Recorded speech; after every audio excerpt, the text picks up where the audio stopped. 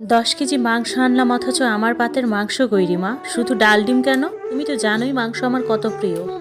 আমি অশ্রুসিক্ত নয়নে তাকালাম আরিফের দিকে, মিনমিনে গলায় বললাম, শেষ হয়ে গেছে। আর বাকি যা আছে আপাদের নিয়ে যাওয়ার জন্য রাখা হয়েছে। আরিফকে এবার মাথা নত করে বসে থাকতে দেখলাম। মুখটা দেখে প্রচণ্ড মায়া হলো আমার। আরিফ উঠে দাঁড়িয়ে বলল, আজ পেট ভরে খাবো দেখে তাড়াতাড়ি বাড়ি ফিরলাম। ধ্যাত, আর খাবোই না আমি। খাবারের থালাটি এক প্রকার টেবিলে ছুঁড়ে রেখেই চলে গেল সে। আমি বারবার ডেকেও কোনো সাড়া পেলাম না। নিজের প্রতি হওয়া অন্যায়ের প্রতিবাদ না করলেও এটা নিয়ে আমি অবশ্যই কথা বলবো। আসলে কি, নিজের খাবার নিয়ে ঝগড়া করাটা ভীষণই মন্দ দেখায়, তাই করি না। আমার পরিবারও আমায় এমন শিক্ষা দেয়নি। আরিফের প্লেট নিয়েই ডাইনিংয়ে গেলাম। দেখলাম শাশুড়ি মা ও ননদেরা বসে গল্প করছে। তাদের শ্বশুর বাড়ির মানুষেরা খেয়ে বিদায় নিয়েছে। ননদেরা যাবে সন্ধ্যায়। আমি খাবারের টেবিলে থালা রেখে বললাম, মাংসের বাটিগুলো ডিপে নাকি নর্মালে রেখেছেন মা? বের করে গরম করব। এসব দিয়ে আপনার ছেলে খাবে না। মূলত এটা জানানোর কারণ হলো, আমি যে মাংস নিচ্ছি না তা বোঝানো। না বলে নিলে চোরের অপবাদ দেবে, এর আগেও দিয়েছিল। ব্যাপারটা আমার মা বাবা পর্যন্ত পৌঁছে দিয়ে তাদেরও হেনস্থা করেছিল। মা মুখ কুচকে বললেন, তোমার কি কথা কানে যায় না রিমা?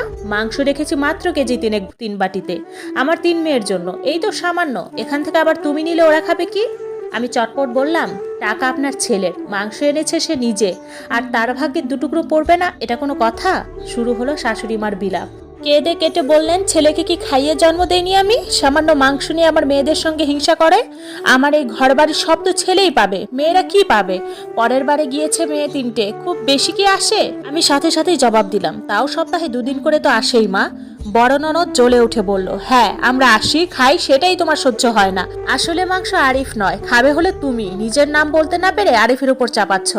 আমার মা বাবা আমায় যথেষ্ট খাইয়েছেন আপা, খাবার নিয়ে ছোট লোকে আমার স্বভাব নয়। ননদ আরো কিছু বলতে নেবে তার আগেই শাশুড়ি তাকে থামিয়ে দিয়ে বলল, মেয়েরা আসে আমার তোমার উপকারেই, তোমায় সাহায্য করতে। আমি জবাব দিলাম, ঠিক কি সাহায্য করে আপনার মেয়েরা? ওরা আসলেও রান্না করি আমি, কাপড় কাচা, বাসন মাজা, ঝাড়পোছ থেকে শুরু করে সবই আমি করি। দেখুন মা, আপনার মেয়েরা আসুক খাক, তাতে আমার কোনো অসুবিধা নেই। এই যে আপনি মাস 2 পরপরই তাদের শ্বশুরবাড়ির 10-15 জন দাওয়াত দেন, পুরো মাসের খরচের 3 ভাগ একদিনেই খরচ করেন। পরে মাস কাবার দিতে অন্যের থেকে ধার কিংবা বন্ধক বিক্রি করতে হয়। এসব করতে করতে ঋণের বোঝা বেড়ে গেছে লাখখানিক। চিন্তায় আপনার ছেলের ঘুম নেই রাতে, এখনো একই কাজ করে যাচ্ছেন আপনারা।